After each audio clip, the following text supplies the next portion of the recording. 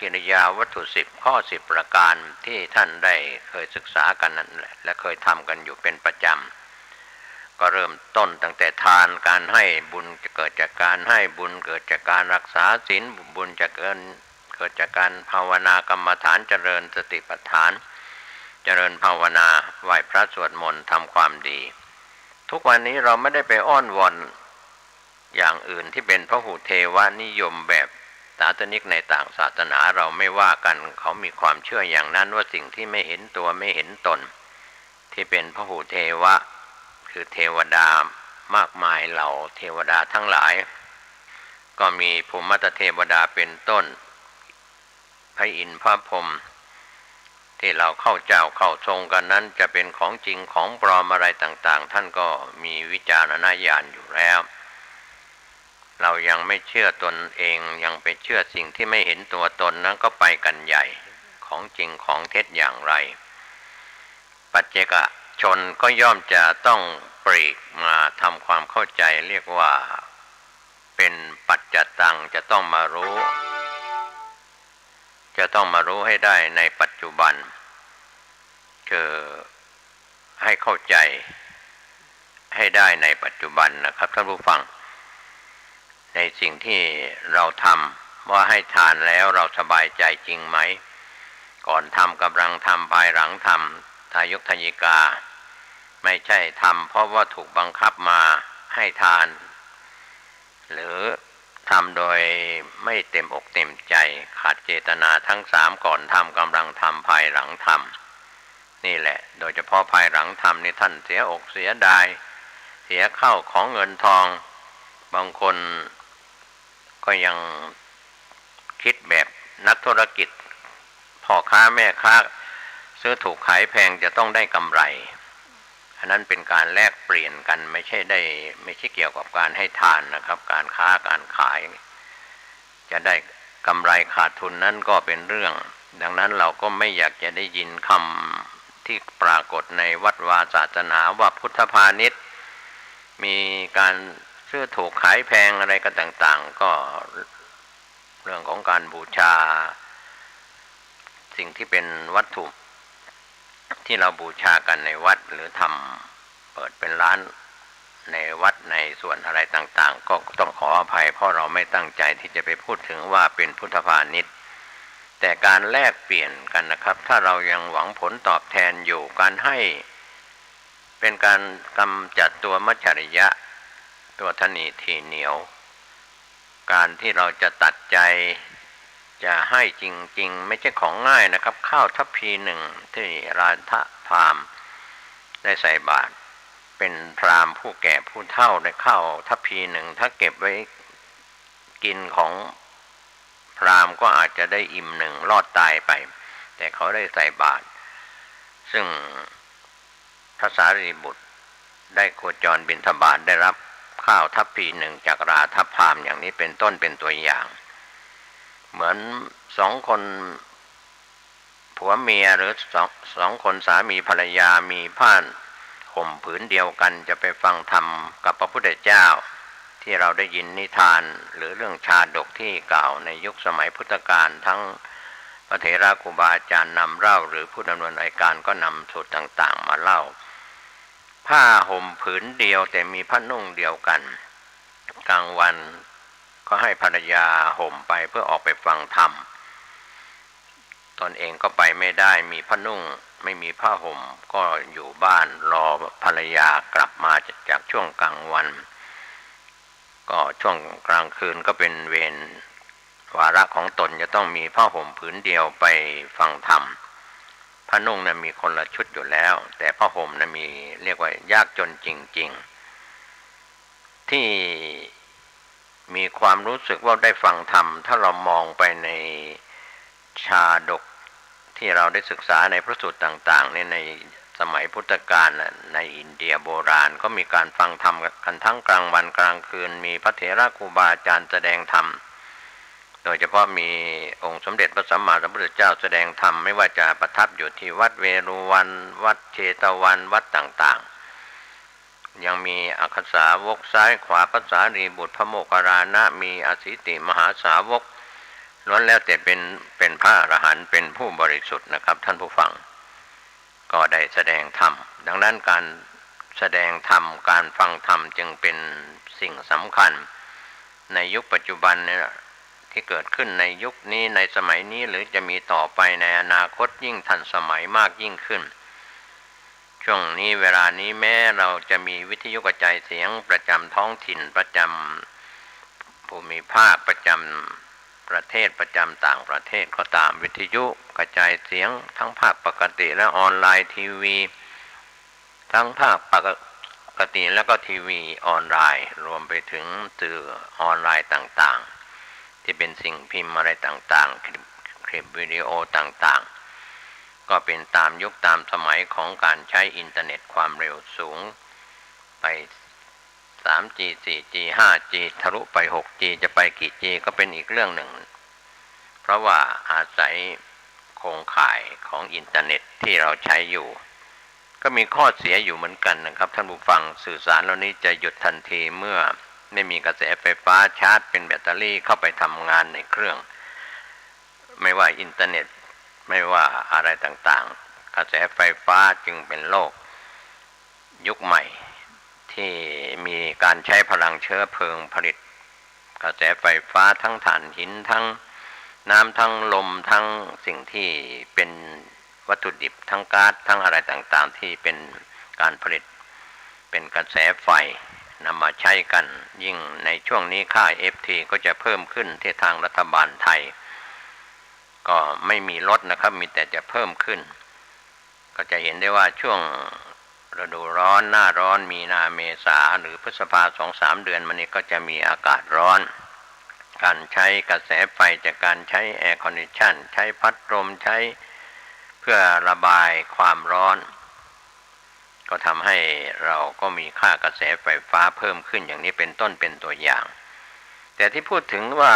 สองสามีภรรยานี่มีผ้าห่มผืนเดียวกันเนี่ยเป็นเรื่องสะท้อนดวงใจก็ทุกข์ยากเรียกว่าทุกขตะหรือว่าเข็นใจเป็นคนเข็นใจผ้าห่มผืนเดียวกันสามีภรรยากันรักกันชอบกันมีผ้านุ่งคนละผืนแต่คนละชุดแต่ว่ามันมีผ้าห่มผืนเดียวดังนั้นรอบกลางคืนก็พราหมณ์ก็ต้องไปฟังธรรม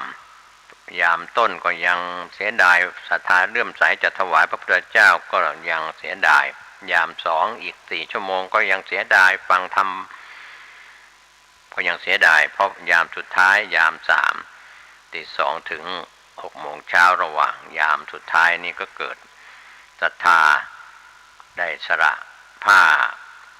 ห่มนั้นถวายพระพุทธเจ้าซึ่งหลังจากตัดใจจากมัจฉริยะความหวงแหนไม่มีอะไรมากมายนะครับท่านผู้ฟังความหวงแหนกลัวจะหมดกลัวจะเปลืองกลัวจะเสี่ยงเป็นภาษาทางล้านนาก็คือกลัวจะหมดจะเสี่ยงนั่นนะครับไม่ความจริงยิ่งให้ก็ยิ่งได้เมื่อให้ทันทีก็ได้อานิสงส์จะได้รับทันทีจะช้าจะเร็วเท่านั้นก็เป็นความเป็นประโยชน์ในปัจจุบันคนเราอาจจะไปรอให้เพื่อจะไปหวังผลตอบแทนอธิษฐานแล้วอธิษฐานอีกอ้อนวอนแล้วอ้อนวอนอีกทำบุญให้ทานหรือจะรักษาศีลหรือจะเจริญภาวนาดังนั้นกยาจกที่เข็นใจท่านนี้ก็ชนะไม่ใช่ชนะข้าศึกก็อุทานว่าชิตังเมชิตังเมเราชนะแล้วก็คือชนะใจของตนเองที่มีความเสียดายว่าจะให้ผ้าไปจะเอาผ้าที่ไหนมาห่มภรรยาจะเอาที่ไหนมาห่มเพราะมีผ้าผืนเดียวเป็นผ้าห่มผืนเดียวกันแต่เป็นดังนั้นตัดใจถวายได้คำอุทานว่าชิตังเมเราชนะแล้วชนะใจที่เป็นตัวมัจฉริยะพระเจ้าประเสนที่โกศลประทับอยู่ในที่ฟังธรรมนั้นก็ตกใจว่าใครชนะใครอะไรอย่างนี้เป็นต้นเป็นตัวอย่างคือชนะใจแล้วก็ให้รางวัลพราหมณ์ที่ชนะใจตนเองนั้นมากมายทีเดียวถ้าเราไปศึกษาในพระสูตรนี้หลายท่านก็อาจจะได้ยินได้ฟังกันมาโดยตลอดก็เป็นเรื่องธรรมดานะครับที่เราเคยเห็นบางครอบครัวสามีชอบให้ทานภรรยาชอบเบรกคือก ลัวเสียดายพ่อแม่บ้านกลัวหมดกลัวเปลืองอะไรอย่างนี้ทั้งของกินของใช้ที่จะให้ทานอย่างบางครอบครัวนี่น่าอนุโมทนาสาธุการตั้งเรียกว่าตั้งชุดใส่บาตรหน้าบ้านที่มีพระภิกษุสามเณรโคจรไปรับบิณฑบาตก็คงไม่ต้องไปพูดถึงนะครับโควิดไม่โควิดเดี๋ยวก็หมดกันไปไม่มีอะไรเที่ยงแท้แน่นอนเรายังมีชีวิตอยู่ก็จะเห็นว่าไวรัสของโควิด -19 ก็จะหายไปจะฉีดวัคซีนมากกี่ครบโดสไม่ครบโดสอะไรต่างๆเชื้อโรคนั้นเราไปตามเชื้อโรคนะมีกี่ชนิดมีมากมายตั้งแต่ในตัวเราก็มีเชื้อโรคมากมายหมอว่าเก่งพยาบาลว่าเก่งเจ้าหน้าที่อนามัยเจ้าหน้าที่สาธารณสุขว่าเก่งก็ยังต้องแพ้ภัยตนเองก็คือโรคภัยไข้เจ็บที่เบียดเบียนคุณหมอคุณพยาบาลเจ้าหน้าที่สาธารณสุขก็ไม่มีใครเก่งเกินใครนะครับถ้าเรารักษาเทวดาคุ้มครองเราเคยพูดกันอยู่เสมอว่าสิ่งศักดิ์สิทธิ์นั้นก็อนุโมทนาแม้ที่เรานับถือกันว่าเวลาจะสาธยายธรรมพระคุณเจ้าหรือชาวบ้านเราจะสาธยายธรรมก็สักเคเชิญเทวดามาฟังก็เป็นความเชื่อมีเรื่องราวที่เราเคยได้ศึกษากันมาเป็นอย่างนั้นแต่ที่เราพูดถึงเรื่องของการตัดใจแบ่งกันกินแบ่งกันใช้ไปเถอะครับท่านผู้ฟังเพราะว่าการให้ในขณะที่เจตนาท่านกำลังให้หรือให้ไปแล้วนะท่านได้ผลแน่นอนเพราะว่าดูได้ผลดีก็คือท่านหน้าตาผิวพรรณวรรณะของท่านผ่องใสสบายใจส่วนผู้รับนั้นจะรับไปแล้วจะบริโภคไม่บริโภคหรือจะรับไปอย่างไรก็เป็นเรื่องของบุญญาเขตตังเนื้อนาบุญนั้นไม่ใช่เฉพาะเจาะจงจะต้องเป็นพระภิกษุสามเณรใครก็ได้รวมไปถึงปฏิฆา6ระดับแม้สัตว์เดรัจฉานเราให้ทานสุนัขแมวหรืออะไรต่างๆที่เราเลี้ยงไว้โดยในส่วนที่เราได้ให้ทานเขาก็เป็นส่วนของเจตนาที่เป็นกุศลแต่เป็นบุญญาเขตอาจจะไม่เท่าของพระสุปฏิปันโนปฏิฆะ6ที่ทรงศีลทรงธรรมแม้ในบรรดาปุคลิกทานก็ยังพระพุทธองค์ทรงยกย่องสังฆทานให้ทานโดยที่ไม่เรียกว่าในหมู่สงฆ์ในหมู่สงฆ์นั้นเป็นส่วนที่ทำได้ยากที่เราเคยได้ฟังกันอยู่ว่าเป็น100 ครั้งให้บุคลิกทานให้สังฆทานครับก็แล้วแต่อันนี้ก็เป็นเรื่องของการบริจาคทานการตัดจิตตัดใจได้ความทนิทีเหนียวก็จะลดน้อยไปดังนั้นวันนี้เราไม่แบ่งกันกินไม่แบ่งกันใช้ไม่ต้องให้เขาไปร้องขอแบบชาวอินเดียที่เขามีขอทานจำนวนมากเขาไม่ลักขโมยแต่เขาขอเมื่อได้รับแล้วก็พึงพอใจจากการขอไม่ใช่แบบฉกชิงวิ่งราวจี้ปล้นสะดมอะไรอย่างนี้มันเป็นเรื่องของการผิดศีลข้อที่2อทินนาทานชาวบ้านวันนี้ทุกยากลำบากที่เราเห็นกล้องวงจรปิดตามข่าวที่นำเสนอกันซ้ำแล้วซ้ำอีกทุกช่องทีวีหรือทุกสื่อวิทยุกระจายเสียงก่อนพยายามเล่าแล้วเล่าอีกรายงานข่าวกันแล้วรายงานข่าวกันอีกภาพต่างๆแต่ละบ้านแต่ละบริษัทห้างร้านตามถนนหนทางก็มีกล้องวงจรปิดก็เห็นคนที่ทำผิดได้ทำถูกได้นะครับกล้องวงจรปิดก็เป็นอัปยากตธรรมเมื่อเสียก็ใช้งานไม่ได้บันทึกภาพไม่ได้อะไรอย่างนี้แต่สิ่งที่เป็นมโนภาพที่บันทึกไว้ในคนที่ให้ทานบันทึกไว้ในใจของท่านที่กำลังรักษาศีลบันทึกไว้ในใจของท่านที่กำลังเจริญภาวนากรรมฐานนี่แหละที่เป็นปัจเจกะโดยเฉพาะเป็นปัจจตังรู้เฉพาะตนหลายท่านก็บอกว่าเราชวนท่านไปสายภาวนามากกว่าการให้ทานมากกว่าการรักษาศีลหรือไปทางให้ทานมากกว่าการรักษาศีลมากกว่าการภาวนาก็ดังปราชญ์บัณฑิตในโบราณจนถึงปัจจุบันว่าเชิญชวนเป็นโฆษกะโฆษกว่าข รอยากรวยก็ให้ทานใครอยากสวยก็รักษาศีลอยากสวยอยากหล่อใครอยากสติปัญญาดีก็เจริญภาวนาอะไรอย่างนี้เป็นต้นเป็นตัวอย่างครับก็เป็นอานิสงส์ที่ได้รับที่หลั่งไหลมาจริงๆไม่ใช่ไม่ได้ทำอะไรก็จะหลั่งไหลมาแม้ในอดีตบางคนก็เกิดมาบนกองเงินกองทองพ่อแม่ร่ำรวยเป็นเศรษฐีมหาเศรษฐีอะไรอย่างนี้ก็เรียกว่ากินบุญเก่าเหมือนนางวิสาขากล่าวเตือนพ่อสามีว่ากินบุญเก่ากินของเก่าอะไรอย่างนี้คือใช้ได้รับรอแต่ของเก่าๆบุญเก่าๆที่ตนเองสร้างไว้บุญใหม่ก็ไม่ได้ทำไม่ได้สร้างในปัจจุบันดังนั้นวันนี้เราเห็นมีการเชิญชวนทายกทายิกาหรือพระสงฆ์องค์เจ้าได้ทำเป็นตัวอย่างในการบริจาคทานในการให้ศีลในวันธรรมดาหรือในพิธีกรรมต่างๆพระคุณเจ้าก็จะให้ศีลเมื่อทายกทายิกาขอศีล5ศีล8ก็ให้ศีลหรือหลายท่านไม่มีพระคุณเจ้าอยู่ในที่นั้นก็มีเจตนาตั้งใจงดเว้นอันนี้ดีแน่นอนคือเจตนาวิรัติตั้งใจไม่ฆ่าสัตว์ไม่ลักทรัพย์ไม่เสพกามที่ผิดไม่กล่าวคำเท็จไม่ดื่มเครื่องดื่มแอลกอฮอล์และเสพยาเสพติดปัญหายาเสพติดลูกหลานเราก็เรียกว่าไปทางซ้ายไปทางขวาไปทางหน้าไปทางหลังถ้าไปคบเพื่อนที่เสพยาบ้ายาไอยาอียาเสพติดหรือเล่นการพนันหรือดื่มเครื่องดื่มแอลกอฮอล์ทั้งหลายก็ส่งผลกระทบมายังพ่อแม่ผู้ปกครองญาติมิตรหรือผู้ดูแลเดือดร้อนเจ้าหน้าที่ของรัฐก็ต้องเรียกว่าไม่จบไม่สิ้นกับปัญหาต่างๆที่ขาดศีลที่ขาดการรักษาศีลหรือรักษาศีลไว้ไม่สมบูรณ์ส่วนข้อภาวนาเราก็ไม่ต้องไปแสวงหาสำนักวิปัสสนาที่ไหนนะครับสำนักวิปัสสนาอยู่ที่ตัวเราใช้ห้องส่วนตัวบ้านส่วนตัวหรือห้องกุฏิส่วนตัวของพระคุณเจ้านะครับแสวงหาความสงบด้วยการเจริญภาวนาสำนักวิปัสสนานั้นเป็นเรื่องสมมุติเพื่อไปอำนวยความสะดวกในการไปหาอาจารย์สอนคือวิปัสสนาจารย์เมื่อเราได้รับคำแนะนำพร่ำสอนมาแล้วเราก็มาฝึกกันปฏิบัติกันที่บ้านที่อยู่อาศัยของท่านก็ได้ครอบครัวก็จะเป็นครอบครัวที่สุขและก็สงบจากการให้ทานรักษาศีลเจริญภาวนาวันนี้ผมเกษตรเพชรสำริดนะครับก็เชิญชวนท่านคุยเรื่อง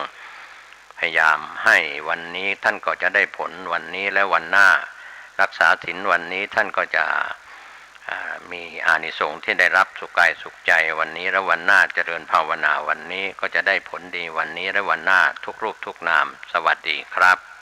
สวัสดีครับท่านผู้ฟังที่เคารพข่าวชาวบ้านผมกาเศรษฐ์เพชรสำริดบรรณาธิการข่าวก้าวหน้านิวกับการทำหน้าที่สื่อสารมวลชนของพี่น้องสื่อมวลชนทุกแขนงสาขาจากส่วนกลางและก็ส่วนภูมิภาคข่าวภายในประเทศและข่าวจากต่างประเทศก็เป็นส่วนที่เราได้ทำหน้าที่เป็นกระจกเงาของสังคมอย่างต่อเนื่องประจำวันก็เรื่องราวข่าวที่เกิดขึ้นนั้นท่านผู้ชมท่านผู้ฟังได้ใช้วิจารณญาณในการรับข้อมูลท่านที่อ่านหนังสือพิมพ์ออนไลน์คลิกเข้าไปที่ www.gawnawnews.com นะครับก็เป็นส่วนที่ทางทีมข่าวได้รับอนุญาตลิงก์ข่าวจากส่วนกลางและส่วนภูมิภาคทั้งข่าวภายในประเทศและข่าวจากต่างประเทศมารายงานให้ท่านได้รับรู้รับทราบกันธรรมะก่อนข่าววันนี้ก็เป็นส่วนหนึ่งท่ามกลางอากาศที่ร้อนจัดนะครับก็มามวลผลกับบรรยากาศด้านนอกสินค้าราคาแพงน้ำมันแพงก๊าซหุงต้มแพงปรับราคากันในส่วนโดยเฉพาะน้ำมันเชื้อเพลิงที่ใช้ในรถยนต์รถจักรยานยนต์และใช้ในการทำการเกษตรก็ตามสิ่งเหล่านี้ส่งผลสะท้อนด้านค่าครองชีพในเรื่องของน้ำมันเชื้อเพลิงความร้อนนั้นในหลักธรรมคำสอนในทางพระพุทธศาสนาก็พูดถึงไว้ในอาทิตตปริยายสูตรคือความร้อนเหมือนพระอาทิตย์ราคะคิไฟคือราคะ ร้อนคือความอยากโทสักขิไฟคือความโกรธร้อนเพราะการทะเลาะเบาะแว้งอารมณ์หุนหันพลันแล่นประกอบกับอากาศร้อนหรือเหตุผลที่ทะเลาะเบาะแว้งขัดแย้งกันอากาศร้อนยังไม่พออารมณ์ขัดแย้งกันไม่ถูกกันบ้านใกล้เรือนเคียงคนเราวันนี้เห็นแก่ตัวเห็นแก่ได้ก็เลยเอารัดเอาเปรียบไม่เกรงใจใครไม่ฟังใครส่งเสียงดังหรือสตาร์ทรถเสียงดังปล่อยควันรถนะครับในสถานที่ควรเมื่อจอดแล้วควรจะดับเครื่องยนต์ไม่ว่าจะเป็นรถยนต์รถจักรยานยนต์หรือรถบรรทุกก็ตามควันที่เป็นมลพิษนั้นก็ฟุ้งกระจายไปสู่ตัวท่านเองแล้วก็คนที่อยู่ใกล้ชิดในการที่ใช้ยานพาหนะตามท้องถนนก็เช่นเดียวกันก็เป็นควันเป็นหมอกเป็นควันเป็นอันตรายต่อสุขภาพเราถ้อยทีถ้อยอาศัยเห็นใจเคารพกฎจราจรแล้วยังไม่พอจะต้องตรวจสอบสภาพรถยนต์รถจักรยานยนต์ที่ใช้อยู่ประจำนะครับว่ามีผลจากท่อไอเสียสมบูรณ์ไม่สมบูรณ์อย่างไรความร้อนที่เกิดขึ้นจากความอยากเป็นราคะคิความร้อนที่เกิดขึ้นจากความโกรธเป็นโทสักคิความร้อนที่เกิดขึ้นจากความไม่ฉลาดคือความโง่มีอวิชชาครอบงำไม่รู้ก็เป็นเรื่องราวที่เราควรจะเตือนจิตเตือนใจไม่มีใครมาเตือนจิตเตือนใจได้เท่ากับตัวท่านเองวันนี้ไม่มีใครใหญ่เกินกรรมคือการกระทำของตนเองเรายิ้มวันนี้จิตแจ่มใสหลั่งสารที่ดีทำให้ผิวพรรณวรรณะผ่องใสถ้าเราโกรธมากโกรธน้อยในรอบวันก็ทำให้ผิวพรรณวรรณะเศร้าหมองแล้วก็ไม่ร่าเริงไม่แจ่มใสเป็นรังของโรคนะครับก็ฝากเป็นธรรมะก่อนข่าวกันในข่าวชาวบ้านวันนี้นะครับก็เป็นส่วนที่เรานำไปคิดกันแบ่งกันคิดแบ่งกันทำไปทางข่าวเลือกตั้งจากเดลินิวออนไลน์ได้รายงานข่าวกันเข้ามานะครับรวมไปถึงทีมข่าวจากรางของเดลินิวออนไลน์กกต.ก็กระจายปฏิทินเลือกตั้งกรุงเทพมหานครถึงพัทยารับสมัคร31มีนาคมถึง4เมษายนก่อนเปิดคูหากาเบอร์22พฤษภาคมแจ้งเหตุไม่ไปใช้สิทธิ์เลือกตั้ง23ถึง29พฤษภาคมเดลินิวออนไลน์รายงาน26มีนาคมว่าสำนักงานกกต.ออกมาเผยแพร่ปฏิทินเลือกตั้งกรุงเทพมหานครและเมืองพัทยาโดยเริ่มตั้งแต่วันที่8มีนาคมที่คณะรัฐมนตรีมีมติเห็นสมควรให้มีการเลือกตั้งกรุงเทพมหานครและเมืองพัทยาวันที่25มีนาคมกกต.ประกาศกำหนดให้มีการเลือกตั้งวันที่28มีนาคมผู้อำนวยการกกต.ท้องถิ่นประกาศให้มีการเลือกตั้งวันที่31มีนาคมถึง4เมษายนเป็นวันรับสมัครเลือกตั้งวันที่11เมษายนประกาศบัญชีรายชื่อผู้สมัคร26เมษายนประกาศบัญชีรายชื่อผู้มีสิทธิ์เลือกตั้งวันที่6พฤษภาคมเป็นวันสุดท้ายส่งหนังสือแจ้งเจ้าบ้านวันที่11พฤษภาคมเป็นวันสุดท้ายเพิ่มชื่อถอนชื่อวันที่22พฤษภาคมวันเลือกตั้งช่วงวันที่15ถึง21พฤษภาคมนั้นแจ้งเหตุที่ไม่อาจไปใช้สิทธิ์เลือกตั้งก่อนวันเลือกตั้งและช่วงวันที่23ถึง29พฤษภาคมแจ้งเหตุที่ไม่อาจไปใช้สิทธิ์เลือกตั้งหลังวันเลือกตั้งครับก็เป็นเรื่องราวกำหนดการเผยแพร่จากปฏิทินของกกต.ในการเลือกตั้งกรุงเทพมหานครและเมืองพัทยาไปทางด้านข่าวต่างประเทศจากผู้จัดการออนไลน์รายงาน26มีนาคมว่าสหรัฐจี้ UN ยกระดับคว่ำบาตรเกาหลีเหนือตอบโต้ยิงอาวาซอง17แต่ซอโดนจีนถึงรัสเซียเบรกตามเคยสหรัฐเตรียมเรียกร้องให้คณะมนตรีความมั่นคงแห่งสหประชาชาติอัปเดตและเพิ่มมาตรการคว่ำบาตรต่อเกาหลีเหนือเพื่อตอบโต้สิ่งที่อเมริกาเรียกว่าเป็นพฤติกรรมยั่วยุที่นับวันจะยิ่งอันตรายขณะที่จีนถึงรัสเซียส่งสัญญาณไม่เอาด้วยและแจ้งว่าควรผ่อนปรนคว่ำบาตรเพื่อลดความตึงเครียดจะดีกว่าเกาหลีเหนือตกอยู่ภายใต้มาตรการคว่ำบาตรของ UN มาตั้งแต่ ปี 2006 และคณะมนตรีความมั่นคงได้ยกระดับบทลงโทษขึ้นมาอย่างต่อเนื่องโดยหวังตัดรายได้ที่เปียงยางจะนำไปใช้พัฒนานิวเคลียร์ขีปนาวุธที่คุกคามเพื่อนบ้านเกาหลีเหนือยังคงหาวิธีหลบเลี่ยงมาตรการคว่ำบาตรจนได้มีรายงานจากผู้สังเกตการอิสระเมื่อเดือนที่ผ่านมาว่ารัฐบาลโสมแดงหันไปใช้ปฏิบัติการโจมตีทางไซเบอร์ปล้นเงินคริปโตมูลค่าหลายร้อยล้านดอลลาร์เอามาเป็นทุนในการพัฒนาอาวุธลินดาโทมัสกรีนฟินเอกอัครราชทูตสหรัฐประจำ UN แจ้งต่อคณะมนตรีความมั่นคงเมื่อวาน25 มีนาคมที่ผ่านมาว่าสหรัฐจะเสนอร่างญัตติให้ UN อัปเดตและยกระดับมาตรการคว่ำบาตรต่อเกาหลีเหนือทว่ายังไม่ขอให้รายละเอียดใดๆคณะมนตรีความมั่นคง UN ได้สั่งคว่ำบาตรโสมแดงรอบล่าสุดเมื่อเดือนธันวาคมปี 2017 รวมถึงการลดส่งออกผลิตภัณฑ์ปิโตรเลียมไปยังเกาหลีเหนือลง 90% และได้ให้คำมั่นไว้ว่าจะลดการขายน้ำมันให้เกาหลีเหนือลงอีก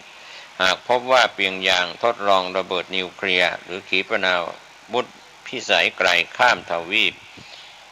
วันพฤหัสบดี 24 มีนาคมที่ผ่านมาเกาหลีเหนือได้ยิงทดสอบขีปนาวุธฮาวาซอง 17 ซึ่งเป็น ICBM รุ่นใหม่ที่คิมจองอึนคุยว่าถูกออกแบบมาเพื่อสำแดงศักยภาพของกองกำลังนิวเคลียร์และเพื่อป้องปรามการลุกรานจากสหรัฐจีนและรัสเซียรีบส่งสัญญาณคัดค้านแผนการลงโทษเกาหลีเหนือของสหรัฐเมื่อวานคือ 25 มีนาคมที่ผ่านมาว่าทั้งสองชาติเรียกร้องมาโดยตลอดให้ UN ผ่อนปรนคว่ำบาตรเพื่อบรรเทาวิกฤตมนุษยธรรมในเกาหลีเหนือ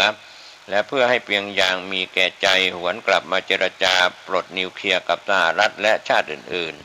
ไม่ควรมีฝ่ายไหนกระทำในสิ่งที่จะโหมกระพือความตึงเครียดจางจุนเอกอัครราชทูตจีนประจำ UN ระบุ 25 มีนาคมที่ผ่านมาว่าสหรัฐไม่ควรปฏิเสธข้อเรียกร้องโดยชอบธรรมของเกาหลีเหนือและควรหยิบยื่นข้อเสนอที่น่าพอใจแก่พวกเขาบ้างเพื่อฟื้นการเจรจาโดยเร็วที่สุดอานาอิปสติกนีวารองเอกอัครราชทูตรัสเซียประจำ UN บอกต่อที่ประชุมว่ารัสเซียเชื่อว่าการยกระดับคว่ำบาตรจะยิ่งทำให้พลเรือนเกาหลีเหนือต้องเผชิญปัญหาด้านเศรษฐกิจสังคมและมนุษยธรรมที่ร้ายแรงจนไม่อาจยอมรับได้โทมัสกรีนฟินลุกขึ้นแย้งเหตุผลของรัสเซียโดยบอกว่าผู้เชี่ยวชาญ UN ได้สรุปแล้วว่าอุปสรรคในการส่งความช่วยเหลือด้านมนุษยธรรมเข้าไปยังเกาหลีเหนือก็คือนโยบายปิดพรมแดนเพื่อสกัดโควิด -19 ของเปียงยางเองไม่ใช่เกิดจากการถูกคว่ำบาตรสหรัฐและพันธมิตรยังกล่าวหาผู้นำคิมว่านำงบประมาณมหาศาลไปถลุงใช้กับโครงการนิวเคลียร์และขีปนาวุธและปล่อยให้ประชาชนต้องอยู่อย่างอดอยากนะครับก็เป็นข่าวจากรอยเตอร์ได้รายงานข่าวเรื่องนี้กันเข้ามาท่านที่รับทราบรับฟังก็ใช้วิจารณญาณในการรับข้อมูลข่าวต่างประเทศในเรื่องนี้ไปทางด้านข่าวกกต.เชิญสื่อฟังแนวทางเสนอข่าวเลือกตั้งกรุงเทพมหานครห้ามนักการเมืองข้าราชการหาเสียง26 มีนาคม 2565โดยทางกรุงเทพธุรกิจได้รายงาน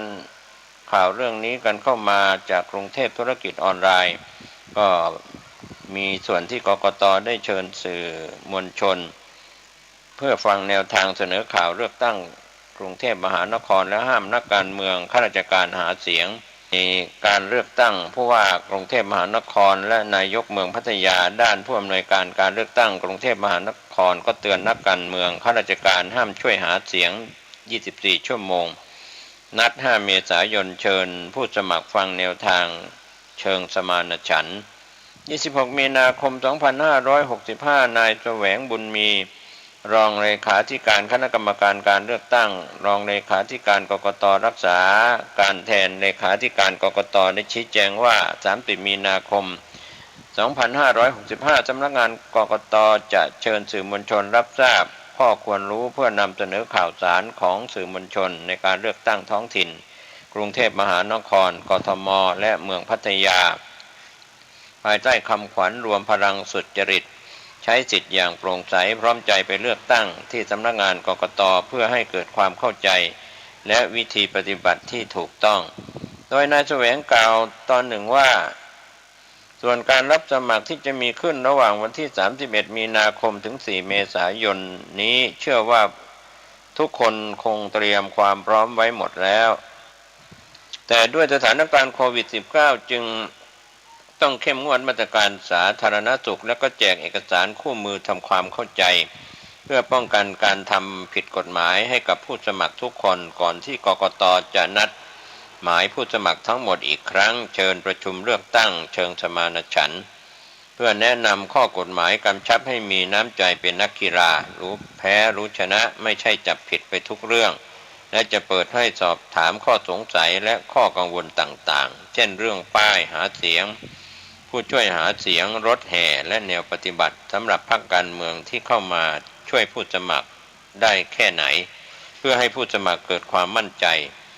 สำหรับพรรคการเมืองที่ไม่ได้ส่งผู้สมัครสามารถประกาศสนับสนุนได้หรือไม่นายแสวงกล่าวว่าต้องดูว่ามีค่าใช้จ่ายหรือไม่เชื่อทุกอย่างไม่มีของฟรีหากไม่นำมารวมเป็นค่าใช้จ่ายจะกลายเป็นการแจ้งค่าใช้จ่ายเท็จเมื่อชนะการเลือกตั้งก็อาจถูกเพิกถอนสิทธิ์ในท้ายที่สุดครับก็เป็นเรื่องราวที่จะได้เชิญสื่อมวลชนรับฟังการแถลงข่าวจากกกต.ข่าวคืบหน้าจะได้รายงานให้ท่านได้รับรู้รับทราบกันไปทางด้านข่าวจากเดลินิวออนไลน์รายงานชัยวุฒิพร้อมสั่งปิดเว็บมังกรฟ้าหากตำรวจพบมีความผิดตามกฎหมายชี้หักขายโดยไม่มีสลากอยู่ในมือเข้าข่ายหลอกลวงขายเกินจริงผิดพรบคอมพิวเตอร์ขู่โทษคุก5 ปีพ่วงความผิดฐานขายสลากกินแบ่งเกินราคาด้วยก็เป็นส่วนรายงานข่าวจากนายชัยวุฒิธนาคมานุสรณ์รัฐมนตรีว่าการกระทรวงดิจิทัลเพื่อเศรษฐกิจและสังคมออกมาชี้แจงกรณีเจ้าหน้าที่ตำรวจและสำนักงานกินแบ่งรัฐบาลบุกตรวจค้นบริษัทมังกรฟ้าลอตเตอรี่จำกัดว่าการขายสลากกินแบ่งผ่านระบบออนไลน์เท่าที่ตรวจสอบไม่ได้มีความผิดแต่ผู้ขายต้องมีสลากจริงอยู่ในมือมีสลากจริงอยู่ในมือก็ตามโควต้าของตัวเองถ้ามี10 ใบก็ต้องขายเพียง10 ใบไปขายเกินจากโควต้าที่ตัวเองมีไม่ได้หากมีการประกาศขายเกินจำนวนที่ตัวเองมีอยู่จริงก็ถือว่ามีความผิดตามพรบคอมพิวเตอร์นำเข้าข้อมูลอันเป็นเท็จเข้าสู่ระบบคอมพิวเตอร์โทษจำคุกไม่เกิน5 ปีปรับไม่เกิน100,000 บาทขณะนี้ทราบว่าทางเจ้าหน้าที่กำลังตรวจสอบเพื่อดำเนินคดีนี้กับบริษัทดังกล่าวด้วยก็ต้องดูว่าเลขที่นำมาโฆษณาขายมีจริงหรือไม่เพราะถ้าไม่มีอยู่จริงจะเข้าข่ายร่วมกันหลอกลวงประชาชนคือไม่มีสลากจริงแต่กลับมาประกาศขายให้ประชาชนนอกจากนี้ยังมีความผิดฐานขายสลากกินแบ่งเกินราคาด้วยตามพระราชบัญญัติสำนักงานสลากกินแบ่งรัฐบาลพุทธศักราช 2517 และที่แก้ไขเพิ่มเติมหรือการขายสลากโดยไม่ได้รับอนุญาตตามพรบการพนันอย่างไรก็ตามเรื่องนี้หากเจ้าหน้าที่ตรวจสอบพบว่ามีการกระทำความผิดจริงตำรวจสามารถส่งเรื่องไปให้กระทรวงดิจิทัลเพื่อเศรษฐกิจและสังคมสั่งปิดเว็บไซต์ดังกล่าวได้ทันทีโดยกระทรวงจะดำเนินการขออำนาจศาลในการสั่งปิดตามกระบวนการต่อไปซึ่งที่ผ่านมานั้น DES ได้ดำเนินการสั่งปิดเว็บไซต์ Facebook และโซเชียลมีเดียที่กระทำผิดกฎหมายอย่างต่อเนื่องนะครับก็เป็นเรื่องราวที่ทางรัฐมนตรีดิจิทัลชัยวุฒิพร้อมสั่งปิดเว็บมังกรฟ้าหากตำรวจพบมีความผิดตามกฎหมายไปทางด้านมติชนออนไลน์รายงานข่าวตำรวจออกมาเตือนการนำข้อมูลบัตรประชาชนบัตรเครดิตลงสื่อออนไลน์ระวังมิจฉาชีพเอาไปใช้สร้างความเสียหายได้ 26 มีนาคม 2565 สำนักงานตำรวจแห่งชาติเตือนภัยการนำข้อมูลบัตรประชาชนบัตรเครดิตหรือข้อมูลส่วนตัวลงสื่อสังคมออนไลน์มิจฉาชีพอาจนำไปใช้ในการกระทำความผิดสร้างความเสียหายพันตำรวจเอกกฤษณะพัฒนาเจริญรองโฆษกสำนักงานตำรวจแห่งชาติขอเตือนภัยกรณีมีสื่อสังคมออนไลน์นำเสนอเกี่ยวกับการนำข้อมูลบัตรประชาชนหรือข้อมูลส่วนตัวไปซื้อขายสินค้าออนไลน์หรือการทำธุรกรรมต่างๆผ่านสื่อสังคมออนไลน์ทางพลเอกประยุทธ์จันทร์โอชานายกรัฐมนตรีและรัฐมนตรีว่าการกระทรวงกลาโหมมีความห่วงใยต่อภัยทางสื่อสังคมออนไลน์ที่หลอกลวงสร้างความเสียหายให้กับประชาชนโดยสั่งการให้หน่วยงานที่เกี่ยวข้องเร่งรัดดำเนินการตามขั้นตอนของกฎหมายเพื่อเป็นการป้องกันปราบปรามอาชญากรรมทางเทคโนโลยีและดำเนินการตามนโยบายของรัฐบาลโดยทางพลตำรวจเอกสุวัสด์แจ้งยอดสุขผู้บัญชาการตำรวจแห่งชาติจึงได้กำชับและสั่งการให้ทุกหน่วยในสังกัดที่เกี่ยวข้องทำการสืบสวนสอบสวนจับกลุ่มปราบปรามภัยทางสื่อสังคมออนไลน์ทุกรูปแบบตามกฎหมายอย่างจริงจังมีผลการปฏิบัติเป็นรูปธรรมรวมถึงสร้างการรับรู้ประชาสัมพันธ์ให้ประชาชนรับทราบถึงภัยดังกล่าวและแนวทางในการป้องกันเพื่อไม่ให้เกิดความเสียหายดังเช่นกรณีที่สื่อสังคมออนไลน์มีการนำเสนอเกี่ยวกับการนำข้อมูลบัตรประชาชนหรือข้อมูลส่วนตัวไปใช้สำหรับซื้อขายสินค้าออนไลน์อาจจะถูกมิจฉาชีพปลอมลายมือชื่อลงในสำเนาบัตรประชาชนแล้วนำไปใช้ในการกระทำความผิดหรือหลอกลวงผู้อื่นหากมีการแก้ไขข้อความในช่องชื่อนามสกุลวันออกบัตรหรือวันหมดอายุลงในสำเนาบัตรประชาชนไม่ว่าจะนำไปถ่ายสำเนาใหม่อีกครั้งถือว่าเป็นการสร้างความเสียหายแก่ผู้อื่นหรือประชาชนแม้จะเป็นเพียงการแก้ไขข้อความลงในสำเนาบัตรประชาชนก็ตามการกระทำดังกล่าวเป็นความผิดฐานปลอมบัตรประจำตัวประชาชนอันเป็นเอกสารราชการและฐานใช้บัตรประจำตัวประชาชนอันเป็นเอกสารทางราชการปลอมตามประมวลกฎหมายอาญามาตรา250 265 268 วรรค 1ประกอบมาตรา265และพระราชบัญญัติบัตรประจำตัวประชาชนมาตรา14 วรรค 1 วงเล็บ 2มีโทษจำคุกไม่เกิน3 ปีหรือปรับไม่เกิน 60,000 บาทหรือทั้งจำทั้งปรับรวมถึงการกระทำดังกล่าวหากมีการกระทำผิดผ่านสื่อสังคมออนไลน์ยังเข้าข่ายความผิดนำเข้าสู่ระบบคอมพิวเตอร์ซึ่ง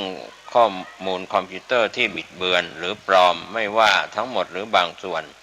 โดยประการที่น่าจะก่อให้เกิดความเสียหายแก่ประชาชนตามพรบคอมพิวเตอร์มาตรา14 วงเล็บ 1มีโทษจำคุกไม่เกิน5 ปีหรือปรับไม่เกิน 100,000 บาทหรือทั้งจำทั้งปรับหรือความผิดตามกฎหมายอื่นๆที่เกี่ยวข้องนะครับก็เป็นส่วนที่รองโฆษกสำนักงานตำรวจแห่งชาติออกมาชี้แจงแล้วก็ยังมีข้อแนะนำเพิ่มเติมในการป้องกันและดำเนินการในส่วนที่เกี่ยวข้องข้อแรกหากถูกมิจฉาชีพเข้าถึงข้อมูลบัตรประจำตัวประชาชนบัตรเครดิตหรือข้อมูลที่เกี่ยวข้องให้แจ้งไปยังธนาคารเพื่อทำการอายัดบัตรและปฏิเสธการชำระเงินค่าบริการทางออนไลน์และทำการตรวจสอบรายการเดินบัญชีรวบรวมเอกสารที่เกี่ยวข้องข้อที่2สามารถเดินทางไปแจ้งความกับพนักงานสอบสวนในทุกพื้นที่ใกล้บ้านเพื่อทำการสืบสวนสอบสวนพิสูจน์ทราบถึงตัวผู้กระทำความผิดและนำตัวมาดำเนินคดีตามขั้นตอนของกฎหมายต่อไปข้อที่3ควรหลีกเลี่ยงการทำธุรกรรมที่ไม่น่าเชื่อถือผ่านทางออนไลน์ที่ต้องแจ้งข้อมูลบัตรประชาชนหรือบัตรเครดิตด้านหน้าบัตรและรหัส3 ตัวที่อยู่ด้านหลังบัตรโดยเฉพาะอย่างยิ่งต้องระวังการหลอกลวงให้กรอกข้อมูลบัตรข้อมูลส่วนบุคคลผ่านลิงก์ที่ไม่น่าเชื่อถือหลีกเลี่ยงการกดลิงก์ที่มีการส่งมาทางอีเมล SMS หรือสื่อสังคมออนไลน์หากต้องการเข้าไปที่เว็บไซต์ใดขอให้พิมพ์ชื่อเว็บด้วยตัวเองเพื่อป้องกันเข้าไปสู่เว็บไซต์ปลอมที่มีการวางแผนไว้แนบเนียนมาก ทั้งนี้ประชาชนที่พบเห็นเบาะแสการกระทำความผิดสามารถแจ้งไปยัง call center สำนักงานตำรวจแห่งชาติหมายเลขโทรศัพท์191หรือที่ call center 1599ได้ตลอด24ชั่วโมงครับก็เป็นเรื่องราวหลายท่านอาจจะพลาดพลั้งในเรื่องของบัตรประจำตัวประชาชนหรือบัตรเครดิตต่างๆนะครับที่ถูกหลอกลวงในช่องทางต่างๆที่เกิดขึ้นในการปลอมแปลงเอกสารหรือในช่องทางมิจฉาชีพที่เข้ามาทำมาหากินนำบัตรประจำตัวประชาชนของท่านหรือบัตรเครดิตของท่านในช่องทางทั้งปกติและก็ในสังคมออนไลน์ไปทางด้านข่าวบิ๊กตู่สั่งตั้งหน่วยกำจัดลูกน้ำยุงลายสกัดไข้เลือดออกก็เป็นส่วนที่ทางทีมข่าวได้รับรายงานกันเข้ามาว่านายกรัฐมนตรีได้สั่งตั้งหน่วยกำจัดลูกน้ำยุงลายสกัดไข้เลือดออกเดลินิวออนไลน์ได้รายงานข่าวพลเอกประยุทธ์สั่งตั้งหน่วยปฏิบัติการสำรวจกำจัดลูกน้ำยุงลายสกัดไข้เลือดออกแนะยึดหลักเก็บบ้านให้ปลอดโปร่งเก็บขยะไม่ให้เป็นแหล่งเพาะพันธุ์ยุงเก็บน้ำให้มิดชิดไม่ให้ยุงวางไข่26มีนาคมนายธนกรวังบุญคงชนะโฆษกประจำสำนักนายกรัฐมนตรีชี้แจงว่าในช่วงสภาพอากาศที่แปรปรวนจากพายุฤดูร้อนเกิดฝนฟ้าคะนองในหลายพื้นที่ส่งผลให้มีน้ำขังกลายเป็นแหล่งเพาะพันธุ์ลูกน้ำยุงลายซึ่งเป็นพาหะไข้เลือดออกแต่กรมควบคุมโรคได้คาดการณ์ว่าในปีนี้อาจมีการระบาดเพิ่มขึ้นดังนั้นพลเอกประยุทธ์จันทร์โอชานายกรัฐมนตรีและรัฐมนตรีว่าการกระทรวงกลาโหมจึงสั่งการให้จัดตั้งหน่วยปฏิบัติการเพื่อสำรวจและพ่นสารกำจัดลูกน้ำยุงลายรณรงค์การกำจัดยุงลายผ่านมาตรการ3เก็บ3โรคคือ 1. เก็บบ้านให้ปลอดโปร่งไม่ให้ยุงเกาะพัก 2. เก็บขยะไม่ให้เป็นแหล่งเพาะพันธุ์ยุง 3. เก็บน้ำให้มิดชิดไม่ให้ยุงวางไข่เพื่อป้องกันโรคไข้เลือดออกโรคไวรัสซิก้าและก็โรคปวดข้อยุงลายโฆษกประจำสำนักนายกรัฐมนตรียังกล่าวอีกว่าขอแนะนำประชาชนว่าถ้ามีอาการป่วยมีไข้สูงหรืออ่อนเพลียให้สังเกตอาการอย่างใกล้ชิดเนื่องจากปัจจุบันมีการระบาดของโรคโควิดและไข้หวัดใหญ่ร่วมด้วยอาจทำให้ผู้ป่วยสับสนว่าเป็นอาการของโรคใดจนอาจได้รับการรักษาล่าช้าและมีอาการเริ่มต้นคล้ายกันมีไข้สูงมีอาการอ่อนเพลียแต่หากตรวจด้วยชุด ATK แล้วผลเป็นลบและเมื่อดูอาการครบ48ชั่วโมงแล้วยังไม่ดีขึ้นให้รีบปรึกษาแพทย์โดยด่วนสำหรับอาการของโรคไข้มีไข้สูงอ่อนเพลียถ่ายเหลวอาเจียนรู้สึกกระสับกระส่ายเริ่มมีจุดเลือดออกตามผิวหนังซึ่งแตกต่างจากโรคโควิด -19 ที่แสดงอาการปัญหาระบบทางเดินหายใจมีสารคัดหลั่งที่ชัดเจนเช่นเป็นหวัดน้ำมูกไหลไอมีเสมหะหรือเจ็บคอเหล่านี้เป็นต้นนะครับก็เป็นความห่วงใยจากนายกรัฐมนตรีได้ห่วงใยเรื่องของไข้เลือดออกในช่วงนี้วันนี้ข่าวชาวบ้านหมดเวลาลงผมเกษตรเพชรสำริดบรรณาธิการข่าวก้าวหน้านิวก็ขอบคุณพี่น้องสื่อมวลชนทุกแขนงสาขาจากส่วนกลางและส่วนภูมิภาคทั้งข่าวภายในประเทศและข่าวจากต่างประเทศท่านรับทราบข่าวชาวบ้านที่พี่น้องสื่อมวลชนรายงานจากแหล่งข่าวรายงานที่ได้รายงานก็โปรดใช้วิจารณญาณในการรับข้อมูลข่าวสารนะครับแล้วก็ฟังข่าวสารติดตามข่าวสารรอบด้านนะครับก็จะได้ปลอดจากการเสพข่าวที่เป็นข่าวเฟกนิวข่าวบิดเบือนหรือข่าวปลอมอะไรต่างๆก็เป็นส่วนหนึ่งนะครับข้อเท็จจริงเป็นส่วนที่ทำให้ผู้บริโภคข่าวสารได้ทราบเหตุการณ์ทั้งภายในประเทศไทยและเหตุการณ์ของโลกได้ขอทุกคนทุกท่านดูแลสุขภาพตัวท่านเองด้านสุขภาพอากาศร้อนก็ดูแลสุขภาพตัวท่านเองคนในครอบครัวหน่วยงานเพื่อนร่วมงานสุขกายสุขใจสวัสดีครับ